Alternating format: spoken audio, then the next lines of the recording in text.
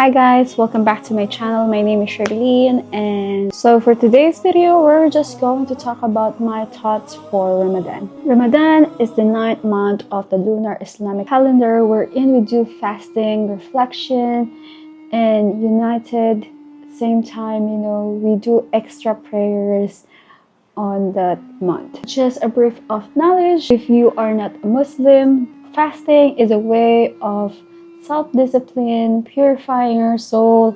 At the same time, it's a way wherein we do empathize of those who are less fortunate, and we usually do engage with a small act of doing charity. By this way, it reminds us to be humble about life and thanking Allah for all of the blessings that we have. Now you have a brief idea about Ramadan, and Alhamdulillah, this is my 4th year celebrating Ramadan, and I am a rebirth, yes, and I was a Catholic before. And it's really one of the biggest decisions that I ever made in my entire life. When I first learned about Islam, I really didn't do convert immediately. It took me time, like at least a year, to learn more about Islam itself. How does the prayer work? How does the haram and halal works? And little by little, shwaya shwaya, they say it in Arabic. Little by little, I learned more about it and engaged myself in Islam, and at the same time, the culture of the Arab people and my Arab family, the Ahmed's family. I engaged myself learning more about Islam itself. And it's really a roller coaster ride, especially learning about Islam. It was hard at first, adjusting, especially with praying. I don't know when or what time does the prayer works, but as far as I know, whenever the adhan calls, that's the prayer. And you know what the most amazing thing about the adhan? It felt like, it's really calm whenever you hear adhan. It's calling you to do, it's calling you to pray. And at the same time, you will see people at the mosque, they are united whenever they're doing their prayers or we're doing a prayer. Because, it felt like there's no up and down, every high or low, everyone is united, everyone is on the same level. Like there's no rich, there's no poor in front of Allah. So whenever you go praying or whenever inside the mosque, everyone is equal. This Ramadan, I intend to do more good deeds, Insha Allah, and I hope you as well. As I grow older at the same time, every day praying, every day doing the right way, it felt like, it's the best decision that I ever made. It's not just because I'm telling you this, but it's because on how do I react to things. Like for example, before I usually thought that, praying is just like, asking for things, to Allah, to God. But, praying is about also, being spiritually at ease and peace and connection with Allah. At the same time, you're trying to create more good deeds as much as possible. So in the afterlife, inshallah, in Jannah or paradise, they call it, in Jannah, we will have a better place over there than here, in this life. So everything here that you see, it's like a facade only. So if you are a rebirth like me, or you are trying to learn about Islam, or you wanted to convert to Islam, don't worry, you're doing the right thing. You're doing the right thing. As long as you're learning, and then later on, the relevance of, of Islam. Islam taught me a lot of things, like for example, the act of forgiving, at the same time, trying to put yourself on other shoes, like empathize. Forgiving, it's because, before I always hold grudges to people that really hurt me, especially when I was a child, my childhood memories before, and I always hold grudges towards them. And then there's one time that I break down in front of my father-in-law, Al-Arham.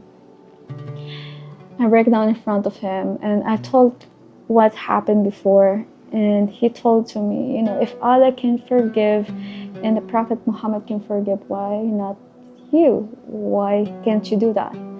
You should be, because you know the act of forgiving is really good, especially you know it helps you to feel at peace and at ease. You know, it also helps you to reflect on things that really matters. You know, it's not about every time holding grudges. And also empathize, you know, putting yourself on the shoe of that person. Like for example, if I have another gadget and you wanted to post about it, you know, because it's the new mainstream, like posting your gadget because it's new. My father-in-law before, he told to me that, you know, in Islam it's really not good if you're showing to other people, or especially in social media, that you have a new thing, because it's either you're going to get evil eye, or probably, you know, you're hurting that person's feeling, because sometimes that person cannot afford it. So in the end of the day, they will get hurt, they will do self-pity, or they will commit a crime, we don't know, because they just wanted to acquire that kind of thing, that item. So as much as possible, try to hide things that, you know, you will get evil eye from. Like for example, if you are trying to get this gadget, you're doing traveling, or you're planning about things, like, you know, as much as possible, try to hide it. I know for sure, like me, I cannot hide it because, you know, it's the moment. It's like, you know, it's the spur of the moment, but I try as much as possible to hide it. And, you know, yani, may Allah bless me, inshallah bless us all, like, you know, to be considerate for others people's feeling. Next is charity. You know, giving people, like for example, you know, it's not just about money, it's not about just food, but it's also the act of kindness to other people and smiling in front of them, especially, like, you know, you're trying to posture that everything will be okay, everything will be fine. And by that, like by simply smiling, giving them encouragement, especially if they're facing a lot of troubles in their life, it's really giving that person that kind of, there's like hope. So that smiling is really like a form of charity. So I watched this with my son Hannah and Umar. So the form of charity is also smiling. So yeah, so if you do smile a lot, like giving some encouragement to people who are seeing you or meeting you, it's really a good kind of way of gift giving or charity.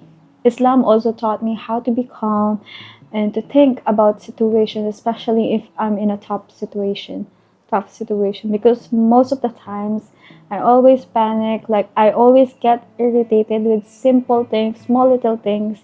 My husband knows about that, but I try as much as possible I try as much as possible to be patient enough, you know, with things happening or going. I don't know, lately, suddenly I became more impatient about things, but whenever I think about it, like, is it worth it if I'm going to get mad? People around me will get worried, or probably they'll get upset from me. And this thing will create like a domino effect, toxicity maybe, or people around me will be sad for me, things like that. So I always think the situation first, is it worth it, like, you know, or just like any, is it, I always think about the situation first, is it worth it to give it a fight, or you know, just to be calm, forgiving, and think in a diplomatic way on how you're going to react. So yeah, Islam taught me to be patient and to think about things, you know, without being hasty with my decision. Islam also taught me, like for example, I have a plan within the day and it didn't go along with my plan. I always think that there is meaning behind of everything. Like for example, like if it rained and we weren't able to go to a place that we're supposed to go to, probably God did that, so God will, like, yani, you know, probably God is trying to save us from harm or anything, or God is preparing us for something much better than that place. So always think about good about everything.